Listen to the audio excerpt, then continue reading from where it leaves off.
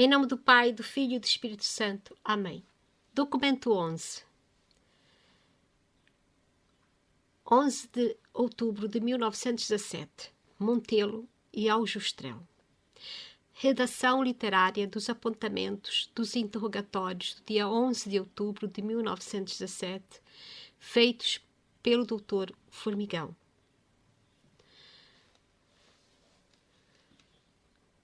Convencido da sinceridade absoluta das três crianças, que diziam ter visto 5 vezes Nossa Senhora no local denominado Cova da Iria, da freguesia da Fátima, concelho de Vila Nova de Orém, e ter ela declarado que no dia 13 de outubro corrente havia de fazer que todo o povo acreditasse no seu aparecimento, voltei pela 3ª vez àquela povoação.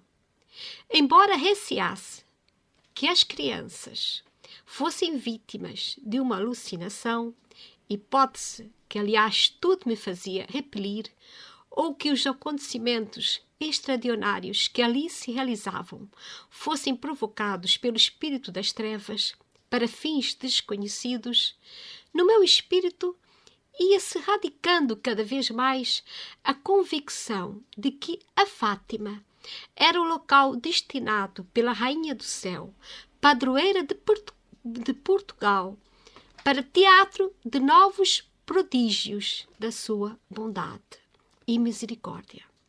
Por esse motivo, resolvi partir com alguns dias de antecedência, tomando no dia 10, às 11h30 da manhã, na estação de Santarém, o comboio que me devia conduzir a Chão de Maçãs, estação de caminho de ferro mais próxima da que talvez venha a ser considerada, por mercê do céu, a Lourdes ou a La Salette portuguesa. Uma charrete me transportou a Vila Nova de Orém, de onde, depois de haver trocado impressões com o reverendo pároco daquela vila sobre os acontecimentos que motivavam a minha viagem, segui noutra charrete para Fátima, onde me apeei às 11h da noite, dirigindo-me imediatamente para o lugar de Montelo, a 2 quilómetros de distância. Ali fiquei hospedado em casa da família Gonçalves, muito considerada pela sua honestidade e pelos seus sentimentos religiosos. No dia seguinte, de manhã, propus-me ir interrogar novamente os videntes a Aljustrel, onde residiam a 3 quilómetros do Montelo. Antes disso, porém, interroguei Manuel Gonçalves Júnior, de 30 anos de idade, casado, filho do meu hospedeiro, homem inteligente e dotado de muito bom senso e de faculdades invulgares de observação. São do teor seguinte as perguntas que lhe fiz e as respectivas respostas. Então, em continuação do documento anterior, o padre Formigão sentiu que devia voltar a Fátima, especialmente porque seria em outubro que Nossa Senhora iria dizer, iria provar, iria comprovar por acontecimentos ou por algum milagre que ainda não se sabia exatamente o que era, que efetivamente ali aparecia.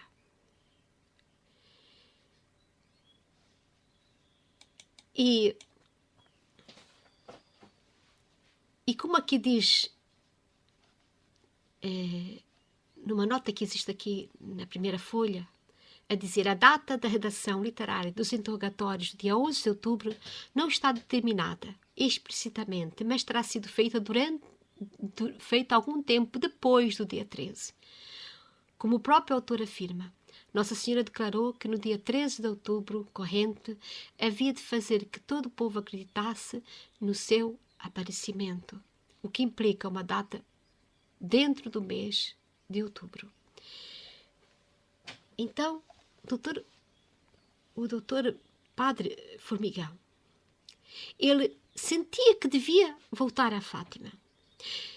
Sentia que alguma coisa se passava ali. Ele até fala das aparições de La Salette e das aparições de Lourdes.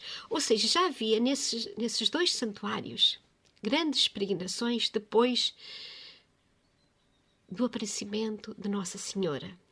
Eu convido a todos a conhecer melhor tanto as aparições de Lourdes como as aparições de La Salette. Essas duas aparições, em conjunto com a aparição da Medalha Milagrosa em França, parecem se juntar a Fátima e melhor explicar o que aconteceu em Fátima, Portugal. Porque não é por acaso que Nossa Senhora vai aparecer em Fátima, nem é por acaso que Nossa Senhora vai aparecer em França. Nesse pouco espaço de tempo. Em França até acaba por aparecer quase que 3 vezes seguidas. Em La Salette, com a Medalha Milagrosa e com Lourdes. Estas 3 aparições acabam por serem, como se diz, melhor entendidas em Fátima, com a aparição aos 3 pastorinhos. A meu ver, mas cada qual depois poderá, depois de conhecer essas aparições, especialmente a de La Salette, que é menos conhecida, pelo menos é aquela que mais se abre, é que mais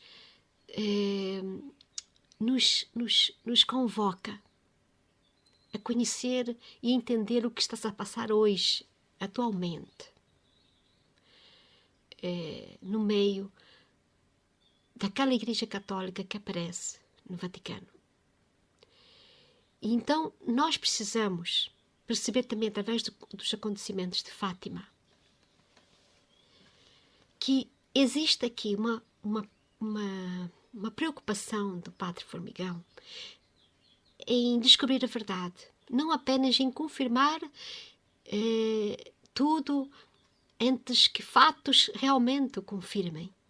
Ele tem uma necessidade de voltar a Fátima e volta realmente no dia 11 e quer realmente saber, conhecer. E ele também vai falar com este senhor, que eu agora vou de imediato falar, este senhor que também tem aqui uma nota a respeito dele, que eu também quero partilhar convosco, que é, este senhor chama-se Manuel Gonçalves Júnior, nasceu a 14 de janeiro de 1884, filho de Manuel Gonçalves e Cecília de Jesus, residente no lugar de Montelo, da freguesia de Fátima, hospedou o Dr. Formigão em sua casa.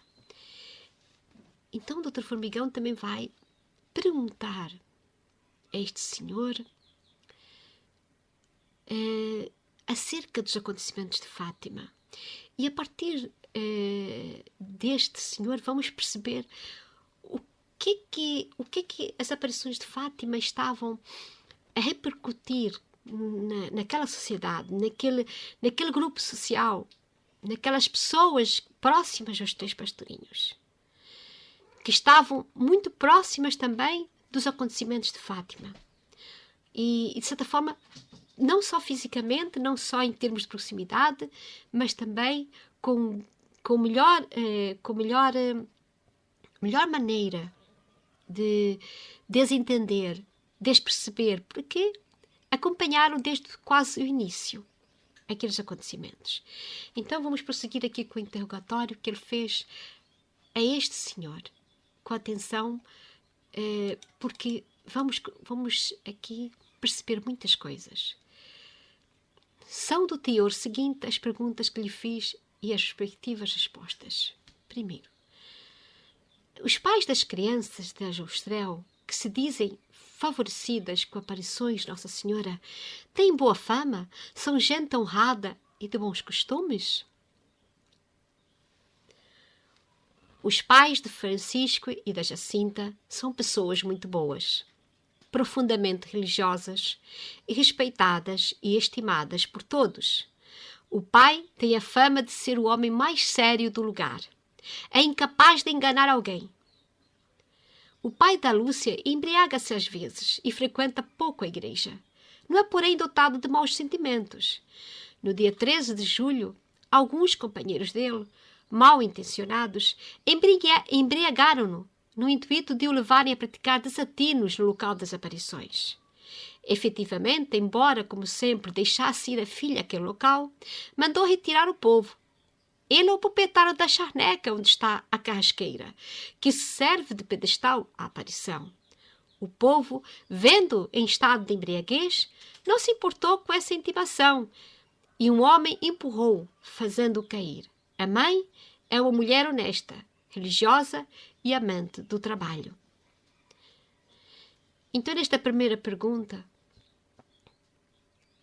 este homem diz o que estava a passar-se com a família de Lúcia e quem era a família de Lúcia e quem eles eram.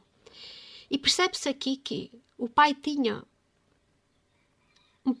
uma inclinação para um vício, que era a embriaguez. E infelizmente na nossa sociedade, não só naquele tempo, mas atualmente mesmo, por vezes há amigos que usam das nossas inclinações para vícios para nos levar mais para os vícios. Quantas vezes nós temos amigos que, em vez de nos levar para os bons caminhos de Deus, nos levam mais para os caminhos que não são de Deus?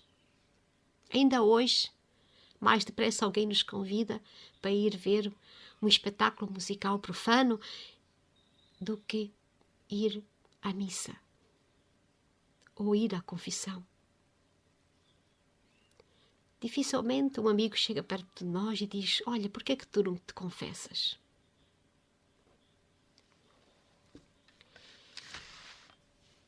Por vezes as pessoas procuram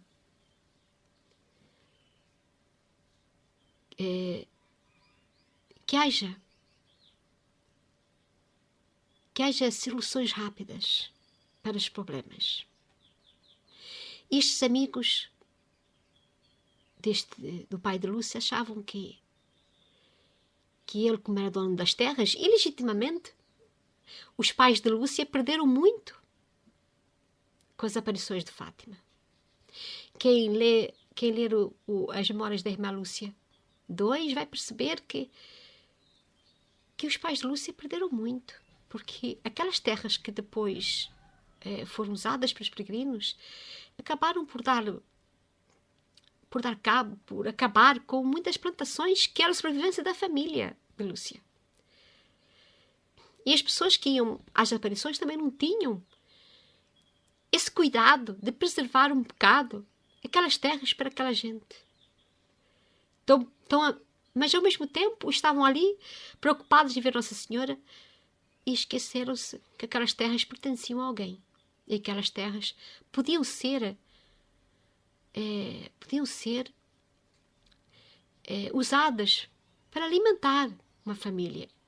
E realmente, os pais de Lúcia passaram por dificuldades, muitas dificuldades, porque aquilo que eles iam buscar, as terras onde apareceu depois Nossa Senhora, acabaram por ser tudo destruído por aquelas pessoas que pisavam em tudo e não se importavam. E então, os amigos do pai de Lúcia aproveitaram-se e queriam também que aquela gente talvez fosse embora dali, porque também estava a prejudicar certamente outras terras, outros terrenos, não só os da Lúcia. E então embriagaram o pai de Lúcia e o levaram a aparecer ali de uma maneira que aquele povo depois acabou por fazer isso, jogar o pai de Lúcia ao chão, porque até vendo que ele estava meio bêbado, meio embriagado, e acabou por levar a que ele fosse para o chão. E aquele caso, as pessoas não perceberam, não entenderam ou não quiseram entender que aquilo que estava a ser feito também não devia. O povo também, apesar daquela vontade de Nossa Senhora, devia ter também um bocado de preocupação para saber, mas afinal, estas terras que pisamos, a quem pertence? Temos autorização para vir cá? Temos liberdade? Esta liberdade de vir aqui, ver Nossa Senhora, sim, mas será que aqui as coisas que se plantam têm que ser destruídas? Porque pode ser que isto seja necessário para uma família, e realmente a família de Lúcia perdeu muito com as aparições, perdeu muito financeiramente com as aparições de Fátima. Por isso que Lúcia não tinha nada a ganhar em dizer que ali aparecia Nossa Senhora. Aliás, Lúcia nem queria que ninguém que as pessoas soubessem que ali aparecia Nossa Senhora. Que acabou por dizer que viu Nossa Senhora foi a Jacinta, aos seus pais, e dali porque ela queria que fosse segredo, mas por um desígnio de Deus, aquilo acabou por ir para outras pessoas e se saber, e como as pessoas ansiavam, e anseiam, ainda hoje se anseia pelas coisas de Deus. Basta um lugar aparecer, a dizer que aparece Nossa Senhora, as pessoas acorrem a esse lugar, porque as pessoas têm necessidade de Deus, das coisas de Deus. Por mais coisas materiais que elas possam ter, chega uma altura que elas necessitam das coisas de Deus. E por isso o povo vai em força atrás dessas aparições, que às vezes nem todas são verdadeiras, muitas delas acabam por ser realmente, como aqui diz o padre, maquinações do demónio, ou distrações do demónio, que nos fazem ir para longe daquilo que é a vontade de Deus. Porque apesar de terem palavras bonitas, porque por vezes as aparições diabólicas vêm com palavras sempre muito, que aparecem até muito piedosas, mas se elas não levarem a verdadeira conversão à verdadeira religião católica, não é de Deus. E a preocupação do padre aqui era saber se aquilo levava as pessoas à verdadeira religião católica ou não. E por isso ele precisava saber o que afinal essas aparições queriam levar as pessoas a cada vez mais se confessarem, a cada vez mais mudarem de vida, mudarem os seus vícios. Por isso que o padre Formigão vai voltar a Fátima, e por isso ele vai também interrogar outras pessoas sem ser os videntes. Mas continuando, a segunda pergunta. O que pensam os habitantes da Fátima a respeito do que as crianças dizem? Não as acreditam? Julgam-nos mentirosas? Ou julgam-nas vítimas de uma alucinação? A princípio, o povo não queria ir à cova da Iria. Ninguém acreditava nas crianças. Em 13 de junho, dia da segunda aparição, havia festa na igreja da freguesia em honra de Santo Antônio. Na cova de Iria estavam apenas, à hora da aparição, umas 60 pessoas. Os pais de Francisco e da Jacinta tinham ido de manhã cedo para Porto de Mós, à feira chamada dos 13, com o fim de comprar bois, e chegaram já de noite. Na sua ausência, a residência encheu-se-lhes de gente, que queria ver as crianças e fazer-lhes perguntas. Presentemente, uma grande parte do povo julga que as crianças falam verdade. Pela minha parte, estou convencido disso. Quer dizer que as pessoas, mesmo com a ausência dos pais,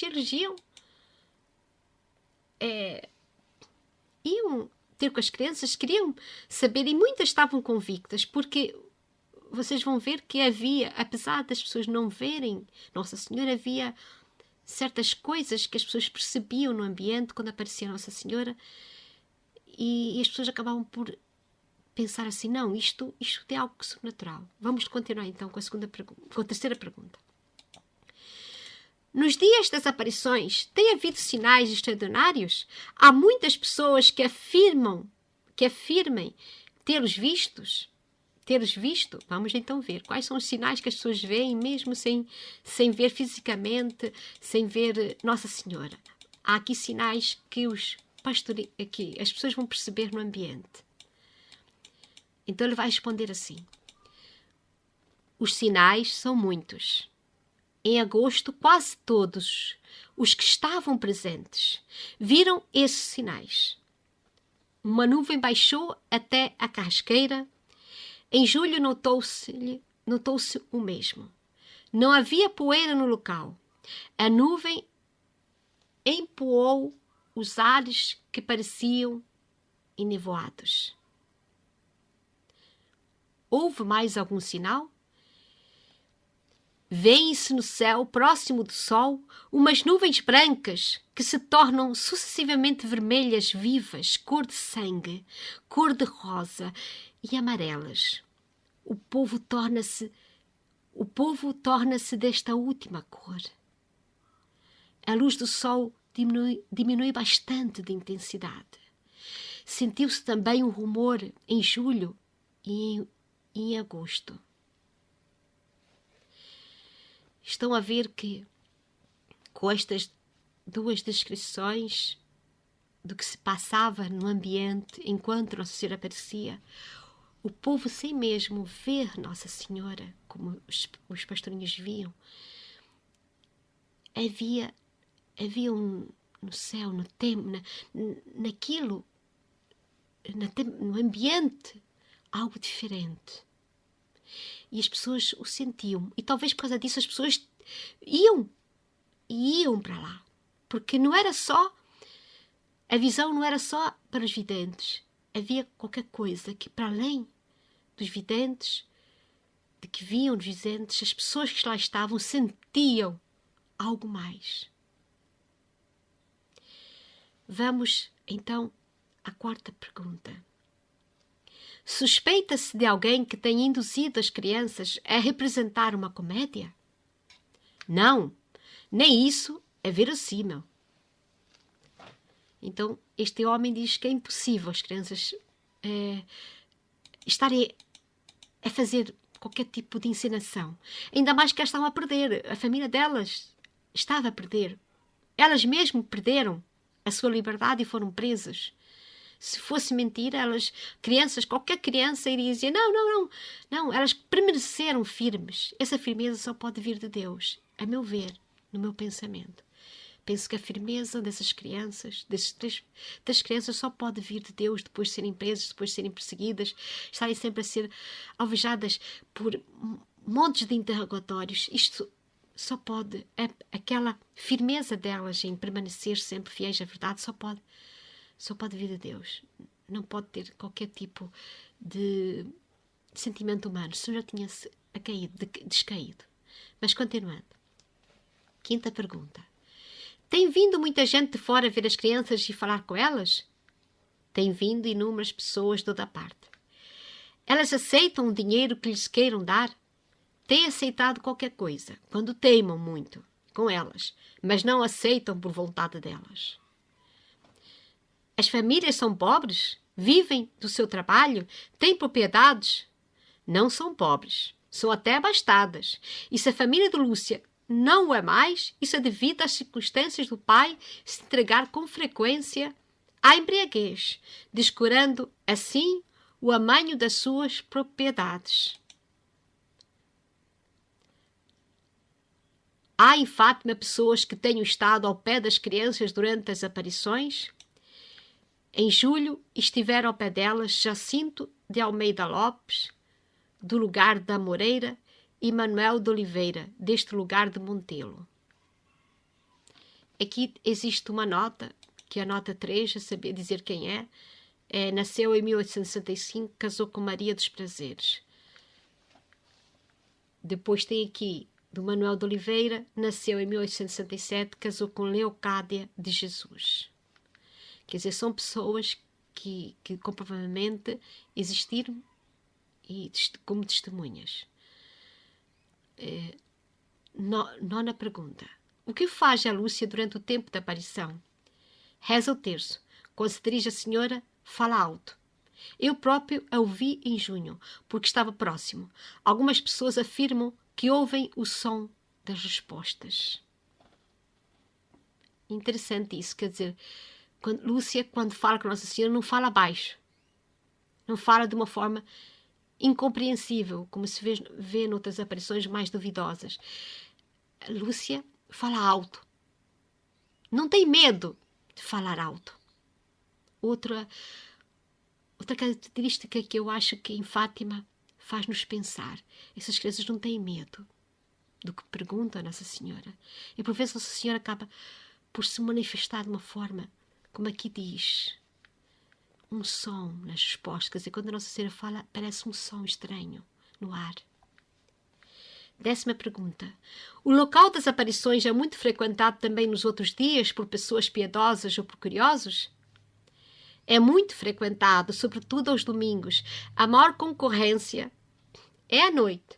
Vão ali muitas pessoas de longe e de perto, e mais ainda de fora da freguesia. Rezam terço e entoam cânticos em honra da Virgem. Terminado este interrogatório, pus-me a caminho da Joustrel e, chegado àquele lugar, dirigi-me imediatamente à casa de Lúcia. Estava junto da sua habitação, dando serventia a um pedreiro que consertava o telhado. Logo que me viu, pediu-me respeitosamente a bênção. A mãe apareceu no mesmo instante e acedeu da melhor vontade ao pedido que lhe fiz de me deixar interrogar novamente a filha. Primeiro, porém, fiz-lhe algumas perguntas. Bem, eu vou parar por aqui, porque agora vai ser as perguntas à mãe de Lúcia.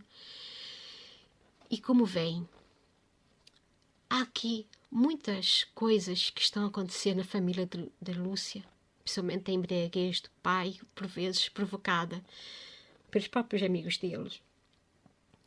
E depois, Lúcia depois vai, nas memórias da irmã Lúcia, depois ela vai dizer que essa embriaguez nunca foi capaz de ser tão má que acabasse por levar desavenças para o interior da família, porque eu já fiz 2 vídeos com relação a isso, que por vezes essa situação de embriaguez do pai vai ser muito explorada em filmes sobre Fátima, e Lúcia depois vai dizer, sim, seu pai de vez em quando se entregava ao vinho, e às vezes, por vezes é fácil um homem se embriagar, se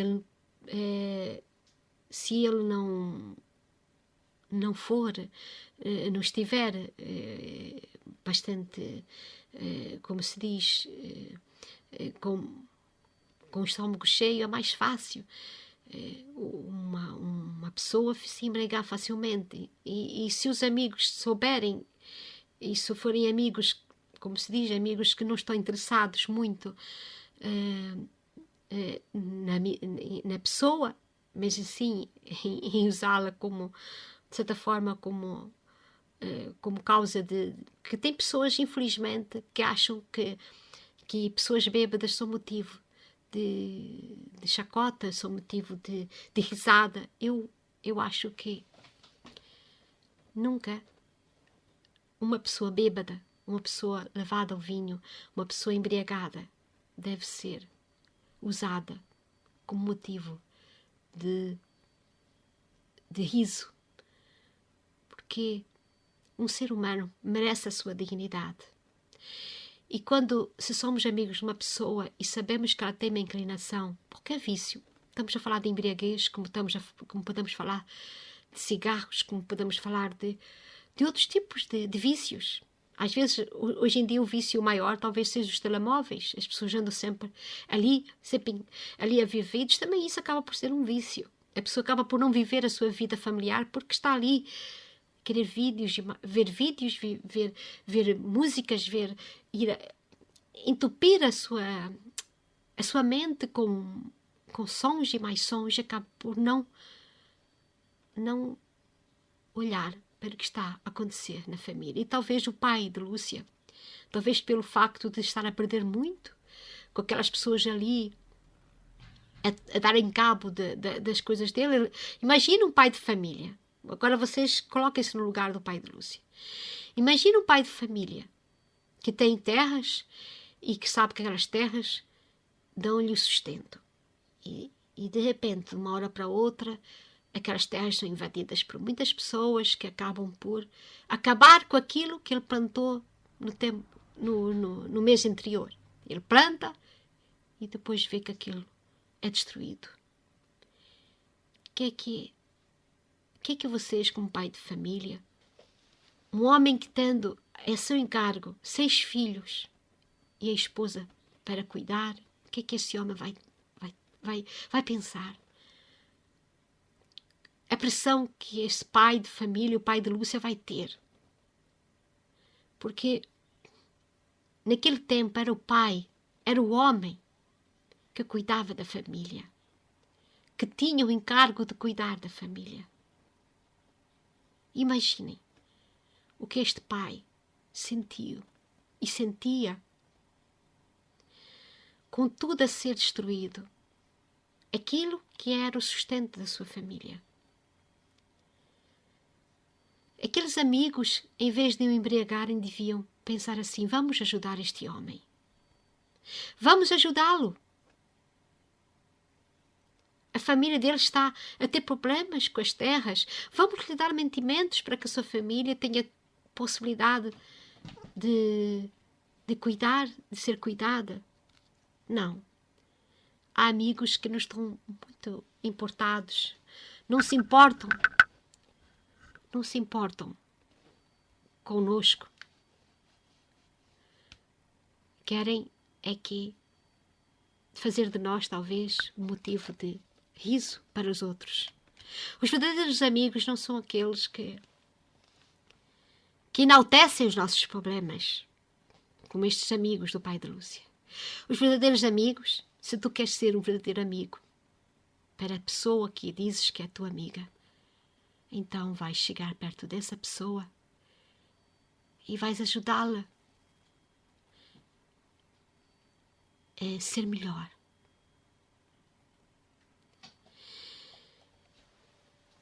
A ser mais santa. Não a cair mais nos seus vícios e nos seus erros.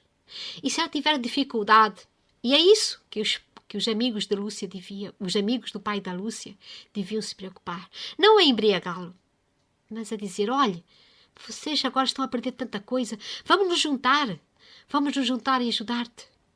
Isso, sim. Porque os pais de Lúcia, antes das aparições, eles faziam isso com muita gente. Eles distribuíam e repartiam, porque eles tinham as terras deles davam tanta coisa que eles até repartiam com os vizinhos, tudo. E na hora que eles mais precisavam, nessa altura, o que eles mais precisavam era de apoio. E esse apoio não era dado. E hoje em dia, muitas vezes, as pessoas estão muito preocupadas em ajudar pobres, famílias pobres, que nem veem e nem sabem quem são. E por vezes ali ao lado da sua casa existe uma família, existe um vizinho que realmente precisa delas. E elas não estão minimamente preocupadas com essas pessoas. Então, eu vou terminar o vídeo com esta reflexão. Por vezes, há pessoas que precisamos ajudar e levar para o céu. Estão muito próximas de nós, às vezes na nossa própria casa. E às vezes estamos preocupados em ajudar um amigo longe, um amigo distante. E às vezes quem precisa de nós está na nossa própria casa, ou é nosso vizinho. Ave Maria, cheia de graça, o Senhor é convosco. Bendita sois vós entre as mulheres, e bendito é o fruto do vosso ventre, Jesus. Santa Maria, Mãe de Deus, rogai por nós os pecadores, agora e na hora da nossa morte. Amém. Em nome do Pai, do Filho e do Espírito Santo. Amém.